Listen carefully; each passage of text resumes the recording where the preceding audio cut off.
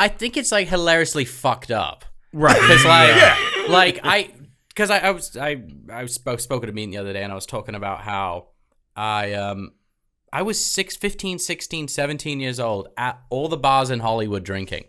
Like, if I went out on a Saturday night with my friends... But nobody knew who you were, so... Exactly. Jesus, that's criminal. Yeah, fully. And I'm like, dude, if I saw a 16-year-old kid slamming shots of tequila at a bar, I'd be like, what in the fuck has gone on with this planet? Especially when you knew who his parents were. You could be like, hey, could somebody... That is fucking weird. But You were it's saying that crazy. the other You're night, famous. and I didn't dawn on me, but I was like, that's... Because I just assumed you were like, being like sneaking off and getting fucked up. No, dude, I was like out in the open. Like, it was... fucking bananas. But that was like, how old are you? How old am I now? I'm 34. All right, so I'm 34, 85. Yep. Yeah, all right. Good, man. Those elbows. But like, there was because same shit.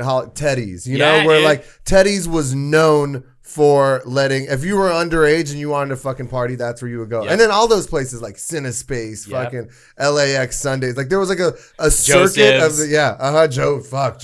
That place is still there. Yeah. It's crazy. This after hours fucking it's a Greek restaurant during the day, which if you ever want Greek food, don't go to fucking Joseph's. Yeah. You know But the things also that an happen. after hours. You want to know the weirdest? I don't know what the story is. It's weird because I know that's like was a hot bar for a long time. But we always rented, it's by Galpin, right next to Galpin. So that's a place we rent the trucks for production. Yeah. Right? Yeah. And dude, I used to eat breakfast there 2 or 3 times a week for years. And it was actually good. It was never a bar at the time. This is like 99, 2000. Like on Cahuenga. Yeah. Yeah. But all of a sudden, like one day there's like this weird remodel. And it was just this fucking when I was driving by there at night, I'm like, why the fuck are I thought they were Galpin. You'd never be at fucking Joseph's. And for whatever fucking reason, it turned into some crazy nightclub. Yeah. It was bananas. That place is rad. Joseph's, Yeah. fuck, yeah. Did you ever go to XS? No. XS was like 2001, and it was this huge nightclub on Highland and Melrose.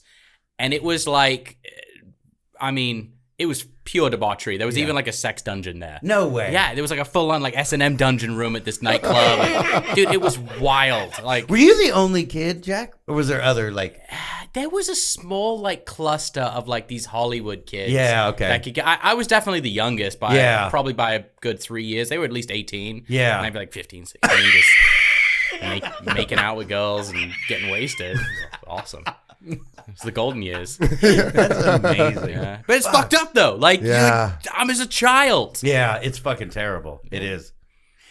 I'm sure, like, looking back at it now, you as a dad, you're like, what the fuck? Oh my God, totally. And it was one of those things where, my mom during this time period, she was dealing with cancer. So she, like, her energy, rightfully so, was on her own well-being. Sure. And my dad was, because she was suffering, really struggling with cancer, was just like getting wasted himself. So I had no parental, unit anywhere near me. And I had a shit ton of money from MTV. Yeah. And just a bunch of skater friends. And I was like, all right, let's just have fun. Yeah. I can't even imagine. But it's like, it's weird because like, I always think of your mom and they'll just conquer anything. Yeah. You know what I mean? Because that's all we see. Totally. You don't realize like that lady's got to spend all of her time dealing with this while this dude's Just like out blowing rails at stealing 15 her years. meds and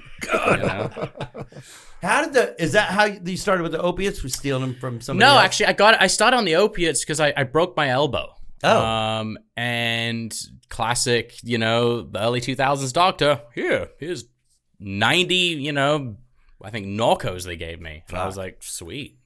And then that just kind of, I was like, whoa, these pills are good. And then like I met like shady doctors and they give me stuff, just like whatever. I actually had a doctor in New York who froze like 20,000 Quaaludes in the 80s. No way. Straight up, dude. What was it, the lemon 2 for whatever? It was lemon something. Wow. Yeah, so I used to get, I only a couple times, but I got a few Quaaludes from him. Holy shit. I hear they're wonderful. And dude, crazy as shit. Here's the craziest thing. I'm at a nightclub in Hollywood, and I told my buddies, like, hey, dude, I got a Quaalude. That rumor, like, flew around the bar like fucking coronavirus. Yeah. And within, like, an hour, I had dudes coming up to me being like, hey, man, I heard you have Quaaludes. Can I buy one? I'm like, no, I don't. Fuck off. Like, it was so weird.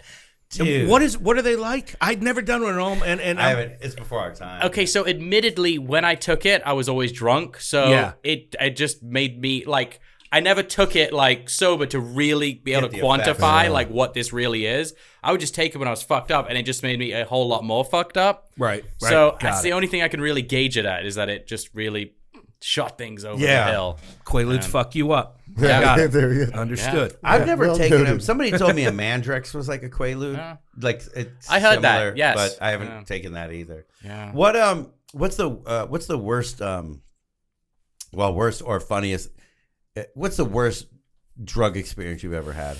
Man, worst drug experience. You know, I think ultimately it was kind of an extended experience of just like the mental health problems as a result. Yeah. Like if I was going to say like it's like just having been so far removed from it now for a long time, it's like you realize like how it genuinely is a mental health issue. Yeah. You know, and it's like 100%. it really irks me when people are like, it's a choice. It's a choice. It's Yeah. like, no, dude, is depression a choice? Yeah. Like yes, it is a quote unquote disease, but like I was so depressed and I was so suicidal at such a Yeah. young age. And that's what I look back at being like, that was just horrible. And it was just a direct result of just snorting a bunch of pills. Like, Yeah. it sucks, man. And I think I don't know. It bums me out that this has to be a thing, you know? Yeah. But also it doesn't, because it gave me the life that I have today.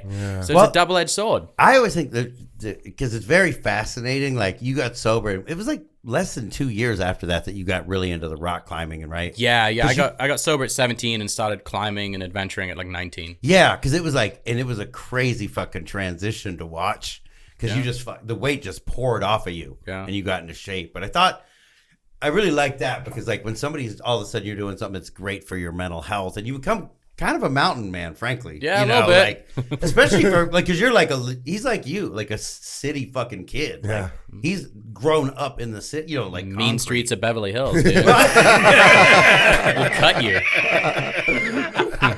You better stay away from Little Santa Monica. But you know what I mean? Like to be like a full like mountain. Fucking, Brentwood up to no good.